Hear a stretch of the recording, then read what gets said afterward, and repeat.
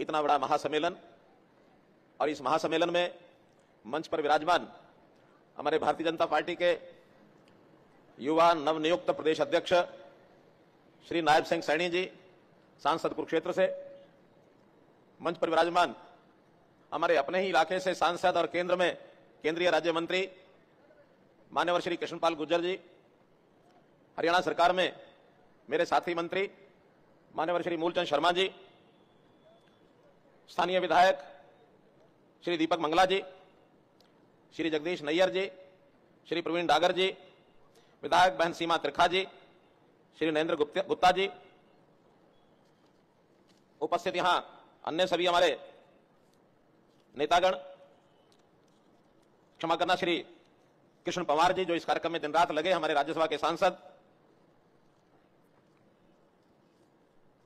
श्री प्रवीण डागर जी, party के जिलाध्यक्ष श्री चरण सिंह तेवतिया जी, श्री गोपाल शर्मा जी, श्री बनवारी लाल जी, हमारे प्रदेश सरकार में मेरे साथी, और जिनकी देखरेख में अपने समाज का ये कार्यक्रम हो रहा है, ऐसे हमारे कई महानुभाव यहां उपस्थित हैं। मुख्य रूप से श्री सुरेश माहौर जी, श्री राधेश्याम प्रधान कोली समाज, श्री जगदीश जी, जलकारी फाउंडेशन के हमारे कर्ता धर्ता, उपस्थित सभी हमारे बुजुर्गों, नौजवान साथियों, माताओं बहनों, मेरे भाइयों और बैठे हुए सभी हमारे नेतागण, पत्रकार छायाकार बंधुओं, कलाकार बंधुओं, बहुत ही गौरव का यह दिन आज मैं महसूस कर रहा हूं। ऐसी एक अनाम वीरांगना जिसका नाम बहुत कम लोग जानते रहे हैं। जब इस कार्यक्रम की योजना बनाई गई, कुछ दिन के बाद जब व्यवस्था में लगे, तैयारी में लगे हुए हमारे बहुत से लोग, चाहे वो पार्टी के नाते से थे और चाहे कोली समाज के लोग थे, उन्होंने मेरे से प्रश्न पूछा, आखिर आप वीरांगना झलकारी बाई जी का नाम कहां से लेके आए? भाइयों बहनों, थोड़ा बहुत इतिहास की जानकारी, खास करके इस देश के स्वराज्य की जानकारी, स्वाधीनता के इतिहास की जानकारी थोड़ी रखता हूं। 1857 में हमने झांसी की रानी का नाम तो लड़ते हुए उस समय आज भी याद करते हैं। बचपन में स्कूल में पढ़ते थे, बुंदेले हर बोलों के मुंह हमने सुनी कहानी थी, खूब लड़ी मर्दानी वह तो झांसी वाली रानी थी। जब झांसी की रानी का इतिहास पढ़ा तो तब ध्यान में आया कि झांसी की रानी की हम शक्ल आप आज फोटो में भी देख रहे होंगे। झलकारी बाई जी का चित्र थोड़ा नीचे करेंगे, ध्यान में आएगा। झलकारी बाई जी का चित्र ठीक झांसी की रानी जी की शक्ल से मिलता जुलता है। वो एक प्रकार से दूसरी झांसी की रानी थी, अंग्रेजों से लोहा लेने वाली। ये झांसी की रानी से कम नहीं थी झलकारी बाई। और विशेष तौर पर कोली समाज से संबंध रखती थी। इनके बारे में मध्य प्रदेश में, उत्तर प्रदेश में तो बहुत चर्चाएं हैं। वहां इनके कई म्यूजियम बने हुए हैं, स्टैच्यू बने हुए हैं, इनके नाम से संस्थाएं हैं। अभी कुछ वर्ष पहले प्रधानमंत्री जी ने वीरांगना झलकारी बाई जी के नाम से एक डाक टिकट भी जारी किया था। इस लेवल का यह नाम है। अच्छा, हम बताएंगे जो वहां बैठे हुए वास्तव में जिन्होंने झलकारी बाई जी का नाम पहले से सुन रखा था, वो जरा हाथ खड़ा करें। मात्र 5% लोग हैं। और जिन्होंने झांसी की रानी लक्ष्मीबाई का नाम सुन रखा है, वो हाथ खड़ा करें। ये 700%। तो जैसे झांसी की रानी लक्ष्मीबाई का नाम है, वैसे ही उन्हीं की सेनापति रही, उनकी जो महिला सेना थी, उस महिला सेना में वो सेनापति बनी, उनका नाम वीरांगना झलकारी बाई है। तो इस नाते से आज मैं भी उनको सम्मान देते हुए, उनको याद करते हुए हरियाणा की जनता की ओर से उनको नमन करता हूं, श्रद्धांजलि अर्पित करता हूं। उनका जन्म 22 नवंबर 1830 में हुआ था। 1857 की लड़ाई में 27 वर्ष की आयु उनकी हो गई थी। अभी आज 20 नवंबर, परसों ही वास्तव में उनका जन्मदिन है। वो तो कुछ कार्यक्रम मिला करके मुझे आज के दिन को चयन करना पड़ा कि और भी मेरे कार्यक्रम आज के दिन बने हुए। हमने कहा झलकारी बाई जी का भी कार्यक्रम है और भी सब दिन भर के कार्यक्रम रखे जाए। इतनी बड़ी संख्या में आप यहां आए, क्योंकि मेरी जानकारी के हिसाब से हमारा जो कोली समाज है वो ये 3-4 जिलों में ही ज्यादा रहता है, जिसमें पलवल है, फरीदाबाद है, नूंह है, गुरुग्राम है। तो यहां आप लोग, मैं तो निवेदन यही करूंगा, आपके जो मुखिया लोग हैं वो पहले से भी इनके जन्म को मनाते तो रहे हैं, लेकिन एक छोटे से स्थान के ऊपर अपने कार्यालय में कहीं बैठ करके पूजा कर ली, थोड़ा नाम याद कर लिया, लेकिन उनको अमर कैसे किया जाए, उनके प्रति कैसे उनकी जीवनी का व्याख्यान करके नई आने वाली पीढ़ी, हमारी बेटियां, उनको कैसे प्रेरित किया जाए। महिला समाज को प्रेरणा, महिला हमारी वीरांगनाएं बहुत हुई हैं। युद्ध में बहुत भाग लिया, और आज तो नए रूप से महिलाएं कहीं पायलट बन रही हैं, महिलाएं कहीं अंतरिक्ष में जा रही हैं, महिलाएं सेना में भर्ती हो रही हैं, महिलाएं आत्मरक्षा के नाते से बहुत सी अपनी डिफेंस अकेडमियां चला रही हैं, महिलाएं खेलों में इतना आगे बढ़ गई अपने ताकत से, शारीरिक ताकत के बल पर, अपनी बुद्धि के बल पर। महिलाओं को और प्रेरणा मिले, इस नाते से हमको वीरांगना झलकारी बाई जी के नाम को भी याद रख के आगे बढ़ाना चाहिए। जैसे रानी झांसी लक्ष्मीबाई की जय बोलते हैं, वैसे वीरांगना झलकारी बाई की भी जय हमको बोलनी चाहिए। जोर से बोलो, वीरांगना झलकारी बाई की, वीरांगना झलकारी बाई की, वीरांगना झांसी की रानी लक्ष्मीबाई की। ये याद कराने के लिए आपके बीच में आया हूं। मैं तो आज के इस अवसर पर एक और घटना याद कर रहा हूं, घटना को इस रूप में रख रहा हूं जैसे भगवान राम ने लंका जाने के लिए एक पुल का निर्माण किया था। अब उस पुल को राम जी की सेना, वानर सेना, उसने बनाना शुरू किया। पत्थर पर राम जी का नाम लिखते थे, वो समुद्र में डाल देते थे। कहते हैं कि वो नाम लिखा हुआ पत्थर भी तैरता रहता था, समुद्र में जाता नहीं था। धीरे धीरे मार्ग बन रहा था। किसी एक वानर सेना के सदस्य ने देखा कि छोटी एक, क्या उसको बोलते हैं, गिलहरी, गिलहरी पानी में जाकर के अपने शरीर को भिगा लाती थी, फिर रेत में जाकर के अपने शरीर पर रेत चिपका लेती थी, और उस पुल पर जाकर के अपने शरीर को कंपा करके झाड़ देती थी। वो रेत उस पुल पर आ जाता था। ये काम कर रही थी। तो वानर सेना के एक सदस्य ने पूछा कि बहन गिलहरी, ये तुम क्या कर रही हो? हम तो पत्थर उठा के ला रहे हैं और तुम ये आ रही हो, जा रही हो, किसी के पैर के नीचे आ जाओगी, मर जाओगी। गिलहरी ने कहा कि नहीं, मैं भी भगवान राम की भक्त हूं, मुझे भी इस पुल बनाने में अपना योगदान करना है। मैं जाकर के थोड़ा थोड़ा रेत लाती हूं, मुझे पता है इस रेत से बहुत बड़ा सहारा तो नहीं लगेगा, लेकिन जब कभी इस पुल के निर्माण की कथा कहानी इतिहास में सुनाई जाएगी, भविष्य में सुनाई जाएगी, इतिहास बनेगा, तो उस समय जहां वानर सेना का नाम लिया जाएगा, वहां गिलहरी का भी नाम तो जरूर लिया जाएगा। मैं इसको एक और प्रसंग के साथ जोड़ रहा हूं, आपको आनंद आएगा। भारतीय जनता पार्टी ये पहले जनसंघ के रूप में 1951 में बनी थी। आगे चलकर के इसी का नाम भारतीय जनता पार्टी हो गया। हरियाणा में मैं स्वयं इस पार्टी के साथ बहुत ही सक्रिय रूप से 1994 से जुड़ा हूं, और 1994 में हम लोग जब काम करते थे, निश्चित रूप से उन सब कामों का, जितने भी कार्यकर्ता थे, उन सबका कहीं ना कहीं योगदान था। आज वो कार्यकर्ता हमारे बीच में हैं या नहीं है, लेकिन हर एक का योगदान भारतीय जनता पार्टी के राज को लाने में रहा है हरियाणा में।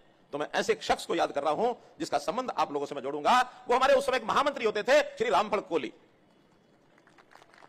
दिन रात काम करते थे। हम दिन रात काम करके पार्टी के काम को नीचे बूथ लेवल से लेकर के प्रदेश स्तर तक तैयार करने के लिए लगातार एक ही स्थान पर इकट्ठे रहते थे, परामर्श करते थे, कार्यकर्ताओं खड़ा करते थे, उनके दुख सुख के सहभागी बनते थे। आज रामफल कोहली हमारे बीच में तो नहीं है, लेकिन मैं श्रेय देता हूं कि आज के शासन में रामफल कोहली जी का भी वो जरूर योगदान रहा है जो शायद गिलहरी ने कहा था कि मेरा नाम याद किया जाएगा इस पुल के बनने में, इस राज के बनने में। रामफल कोहली जी का नाम लिए बिना मैं रह ही नहीं सकता। वो हमारे नेता थे। तो मित्रों, भाई बहनों, मैं समाज के उन सब लोगों का बहुत आभारी हूं कि जिन्होंने झलकारी बाई जी को पहले याद रखा, आज भी लगातार याद बनाए रखने के लिए इतनी बड़ी संख्या में आप यहां आए हैं। मैं आपसे कहूंगा कि लगातार इस काम को आप लोग करते रहें। झलकारी बाई जी का वर्णन मैथिली शरण गुप्त ने, बहुत बड़े कवि हुए हैं, उन्होंने अपनी कविता में एक जगह लिखा है, आकर रण में ललकारी थी, आकर रण में ललकारी थी, वह तो झांसी की झलकारी थी। गोरों से लड़ना सिखा गई, रानी बन जौहर दिखा गई, है इतिहास में झलक रही, वह भारत की ही नारी थी, आकर रण में ललकारी थी, वह तो झांसी की झलकारी थी। उन्होंने वर्णन किया अपनी कविताओं। लेकिन हमें इस बात का भी कष्ट है, बहुत से अनसंग हीरोज इतिहास भरा पड़ा है, उनका नाम हमारी पिछली कई सरकारों ने उनको आगे नहीं बढ़ाया। ये मोदी जी की सरकार है, वो हमेशा ऐसे जितने भी इतिहास के महापुरुष हैं, जितने भी पुरुष महिलाएं हैं जिनका योगदान है, उनको आगे बढ़ा रहे, ला रहे हैं। हमने भी उनकी प्रेरणा से हरियाणा में जो योजना चलाई, संत महापुरुष विचार प्रसार योजना, कोई भी संत महापुरुष हुए हैं, उन सबकी जयंतियां, उन सबकी शताब्दियां ये हम सरकार की तौर से बना रहे हैं। चाहे वो महर्षि वाल्मीकि जी हो, चाहे गुरु रविदास जी हो, चाहे भक्त कबीर जी हो, चाहे बाबा साहब अम्बेडकर हो, आज झलकारी देवी वीरांगना का ये जयंती का दिन भी उसी योजना के अंतर्गत हम मना रहे हैं। हमने और समाजों के भी, गुरु गोविंद सिंह जी की शताब्दी, गुरु तेग बहादुर जी की शताब्दी, बाबा बंदा सिंह बहादुर जी की शताब्दी, धन्ना भगत जी की शताब्दी, महर्षि कश्यप की शताब्दी, कितनी ही शताब्दियां मनाई हैं, और आगे भी इन सब महापुरुषों को याद करते रहेंगे। और हमने केवल शताब्दियां मनाई ऐसी नहीं है, हम तो इन महापुरुषों के नाम को अमर रखने के लिए इनके नाम से बड़ी बड़ी संस्थाओं के नाम भी रख रहे हैं। आज मैं अभी पलवल में ही कौशल विश्वविद्यालय में होकर आया, भगवान विश्वकर्मा जी के नाम से हमने उनका नाम रखा। लेकिन पिछली जो सरकारें थी वो किनके नाम से नाम रखती थी, किनके नाम से रखनी थी? एक परिवार वो चमक रहा है, और बाद में जो आए वो भी कोई अपने बाप के नाम से, कोई दादा के नाम से आज भी लगे हुए हैं। गांधी परिवार तो एक है, बाकियों ने कौन सा छोड़ दिया, वो भी तो बाप दादा के नाम से ही रख रहे हैं। हमने कहा कि नहीं, जिन्होंने देश की जनता को दिशा दी है, इस देश की जनता के लिए भले में सोचा है, हम उनके नाम को आगे बढ़ाएंगे। मित्रों, भाई बहनों, हमने तो इनके नाम से कई योजनाएं चालू की हैं, और मेरे मन में यह है कि आज हम झंकारी देवी जी के नाम से एक स्कूल का नाम, पलवल के एक स्कूल का नाम ये वीरांगना झलकारी देवी जी के नाम से रख रहे हैं। राजकीय कन्या वरिष्ठ माध्यमिक विद्यालय पलवल कैंप नेशनल हाईवे 19 पर आगरा चौक के नजदीक सुभाष चंद्र बोस स्टेडियम के पास स्थित है। इसका नाम वीरांगना झलकारी देवी जी के नाम से आज मैं घोषित करता हूं। मित्रों, हमने इस गरीब समाज के लिए बहुत सी योजनाएं बनाई, और योजनाओं के ऊपर लगातार हम काम कर रहे हैं। चूंकि मैं मुख्यमंत्री होने के नाते कई बार घोषणा कर चुका हूं कि 2 करोड़ 80 लाख लोगों का ये जो जनता है, ये मेरे परिवार के सदस्य हैं, ये मेरा परिवार है, और इस परिवार के दुख सुख की चिंता मुझे करनी है। इसके दुख सुख की चिंता मुझे करनी है। यहां कोई पीड़ित है, किसी भी रूप में बीमार है, इलाज होना है, हमने आयुष्मान भारत चिरायु योजना के अंतर्गत 5 लाख रुपए का बीमा कर दिया, और सीमा भी जो पहले 1,20,00,000 रुपया वार्षिक सीमा थी आय की, उसको बढ़ा करके 1,80,000 रुपया कर दिया बीपीएल की आय। जो राशन कार्ड पहले सिर्फ 15 लाख लोगों को हरियाणा में दिए जाते थे राशन के नाते से, वो बढ़ा करके हमने 39 लाख परिवार उस योजना में ले आए हैं जिनको राशन मिलता है, डबल से भी ज्यादा। हमने ऐसे लोगों के जिनका घर नहीं है, मकान नहीं है, उनको मकान मिले। पहले तो प्रधानमंत्री आवास योजना चल रही थी, अब नए सिरे से मुख्यमंत्री आवास योजना ये हमने बनाई है। उसके अंतर्गत है सब परिवारों को, जो गरीब परिवार है, संपन्न परिवार है, वो अपना काम कर सकते हैं, आगे बढ़ सकते हैं। गरीब परिवार को बढ़ना मुश्किल है, इनके लिए हमने योजनाएं बनाई है। हमने कई तरह की बीमारियां समाज में से खत्म कर दी हैं। 3C को खत्म करना, ये हमने घोषणा की है, करप्शन, क्राइम और कास्ट बेस्ड पॉलिटिक्स। हम महापुरुषों की तो सम्मान करेंगे, लेकिन कास्ट की राजनीति नहीं करेंगे। अगर कास्ट हमने बढ़ानी है, गिननी भी है, तो हमारे लिए 2 कास्ट है। मोदी जी ने कहा, एक अमीर जाति, एक गरीब जाति, और पहले हम गरीब जाति को अपनाएंगे। गरीब जाति का उत्थान, इसका भला करना, अंत्योदय की योजना पंडित दीनदयाल उपाध्याय के कहने पर इनको आगे बढ़ाएंगे। चाहे बच्चों की शिक्षा हो, चाहे वो स्वास्थ्य हो, चाहे वो सुरक्षा हो, चाहे स्वावलंबन हो, चाहे वो स्वाभिमान हो, चाहे वो सुशासन हो, चाहे वो सेवा हो। 3C को खत्म करेंगे, 7 स्टार स्टेट हम बनाएंगे, शिक्षा, स्वास्थ्य, सुरक्षा, स्वाभिमान, स्वावलंबन, समर्पण और सेवा। ये 7 हमारे ऐसे रहेंगे जिसके आधार पर हम चलाएंगे सरकार प्रदेश को।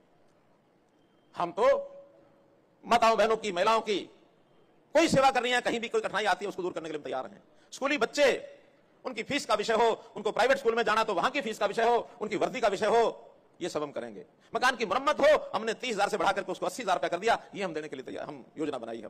हमने बेटियों की शादी के लिए मुख्यमंत्री विवाह शगन योजना के अंतर्गत 71,000 रुपया हर बेटी की शादी पर हम गरीबों को देते हैं, ये हमारी योजना है।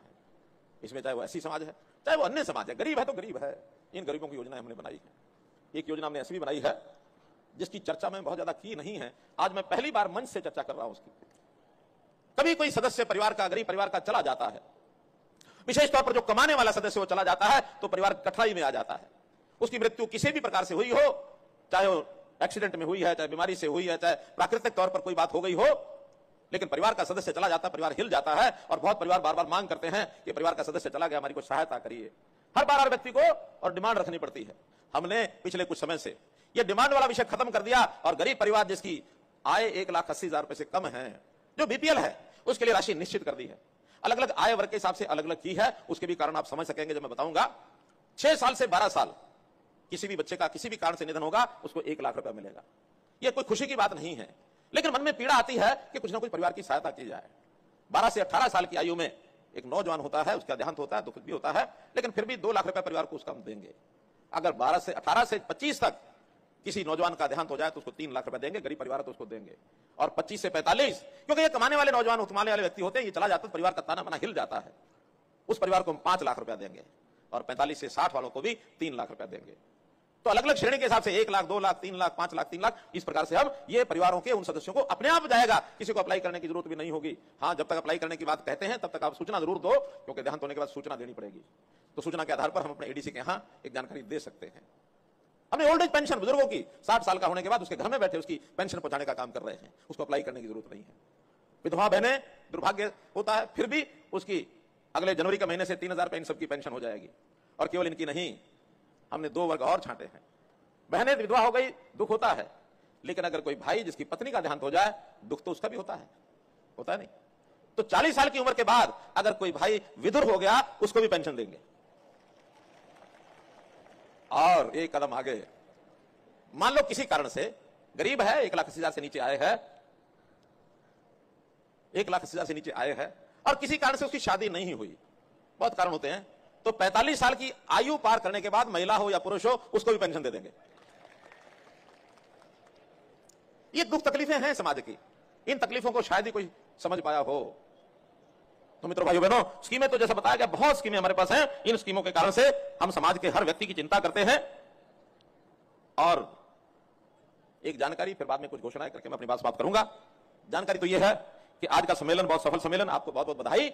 और अब यहां से जब आप निकलेंगे, जाएंगे अपने अपने घरों को, तो जिन बसों में आप आए हैं उन बसों में चढ़ते समय आपको, क्योंकि दोपहर का समय हो गया, भोजन मिला नहीं है, तो एक भोजन का पैकेट तो मिलेगा ही जब बस में जाएंगे। साथ में एक कैलेंडर मिलेगा, झलकारी बाई जी का वो कैलेंडर होगा, ताकि हम घर में झलकारी बाई जी के चित्र को घर में लगा सके। वो कैलेंडर जिसमें अगले साल की सब छुट्टियां उसमें लिखी होंगी, 1 जनवरी से अगले साल से लागू होगा, अगले साल भर की छुट्टियां सब उसमें रंग के साथ अलग अलग रंग से दिखाई गई होंगी। लेकिन एक 2 छुट्टियां उसके अंदर अंकित नहीं है। वो 2 छुट्टियां हमें भी पता नहीं है कब आएंगी, वो भारत सरकार उन 2 छुट्टियों के बारे में बताएंगे। वो 2 छुट्टियों का उल्लेख मैं जानबूझ के कर रहा हूं। उसमें एक छुट्टी उस दिन आएगी जिस दिन विधानसभा का चुनाव है, और एक छुट्टी उस दिन आएगी जिस दिन लोकसभा की पोलिंग, पहले लोकसभा फिर विधानसभा। तो ये जो पोलिंग वाले दिन है उसको गोल कर लेना, उस दिन को याद रखना, और उस दिन क्या करना है ये मैं नहीं बताऊंगा, ये आप समझदार हैं। जो मेरी बात को समझ गए हैं वो जरा हाथ खड़े करो। बहुत बहुत धन्यवाद, बहुत बहुत धन्यवाद, बहुत बहुत धन्यवाद। तो इसलिए मैं आज कुछ और 1-2 घोषणाएं मैं करना चाहता हूं। एक तो जैसे मुझे मांग रखी गई यहां कि हमारा कोली समाज का कोई भवन नहीं है, तो यहां पलवल में वार्ड नंबर 4 में हमारे साथियों ने एक जगह देखी है, तो वो मोहन नगर वार्ड नंबर 4 के अंदर एक बहुत भव्य सुंदर कोली समाज के नाम से बनाया जाएगा, और उसी में वीरांगना झलकारी बाई जी का एक बहुत बड़ा स्टैच्यू ये भी लगाया जाएगा। इसके ऊपर 3 करोड़ रुपए की ये लागत आएगी। इस नाते से आपको जानकारी देना बहुत जरूरी है। मैं चाहता हूं कि झलकारी बाई जी का चित्र घर घर पहुंचे और उनकी इस प्रतिमा के सामने साल में कम से कम एक बार जब उनकी जयंती आती है उस समय हम कार्यक्रम भी करें, समारोह भी करें, और ऐसी वीरांगनाओं को याद करते हुए नई पीढ़ी को हम प्रेरणा दें। इस प्रेरणा से अपने समाज को, अपने देश को, अपने प्रदेश को, सबको लाभ होने वाला है। आपने मेरी बात सुनी, आपका बहुत बहुत धन्यवाद, बहुत बहुत आभार।